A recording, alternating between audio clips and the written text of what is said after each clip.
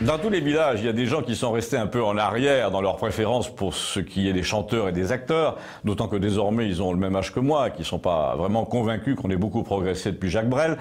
Enfin, parmi eux, il y a une femme à Campagnole que j'aime bien, qui s'appelle Colette, et qui était ou qui est encore une admiratrice de Sheila.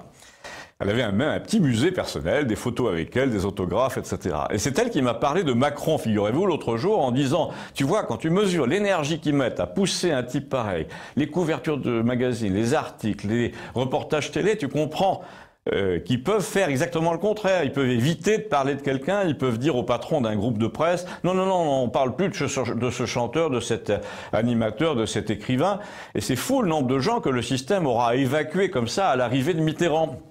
Les Daniel Gilbert, les Laurent Broumed, les Jeanne Masse, et donc cette pauvre Sheila aussi.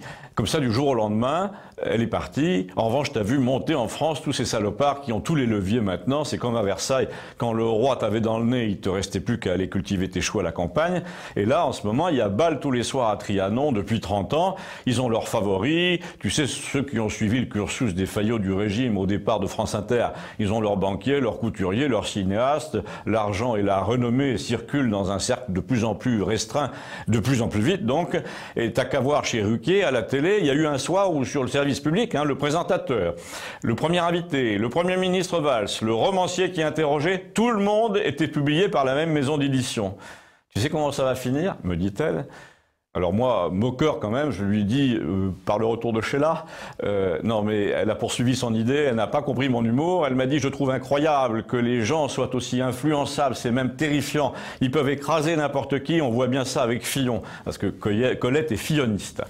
Elle me dit, dans notre société, il y a tellement de règles que tout le monde a quelque chose à se reprocher, et il n'y a qu'à remonter dans le temps, on peut toujours trouver quelque chose, et quand tu n'as rien fait, on te reproche de n'avoir rien fait. Mais la dictature commence justement quand tu diriges l'opinion, les flics, les juges, la rumeur, le mépris des journaux contre quelqu'un de précis pendant 3 semaines, alors que tu continues à encenser des gens qui parfois ont fait pire, ou que tu caches leur bassesse, exactement comme à Versailles, où les grands pouvaient tout se permettre quand ils avaient la faveur du roi. Macron a dépensé 1 500 € par jour pendant 3 ans, ce qui est la seule explication de la disparition de son patrimoine. Eh bien, il n'y a pas un seul journal pour se demander comment il a fait. Il peut proférer n'importe quelle ânerie, la Guyane est une île, les colons étaient des nazis, les journaux disent que c'est pas grave. Les journaux sont en train de tuer tous les mécanismes de rejet, tout le système immunitaire pour faire tolérer une greffe lourde. Mais ça ne prendra pas, tu vas voir, il va y avoir infection générale et chirurgie pour sauver le patient. Je vous ai pas dit, mais Colette est infirmière. Si vous êtes de son avis sur la situation, qui n'est pas très rassurant, dites-le moi, merci.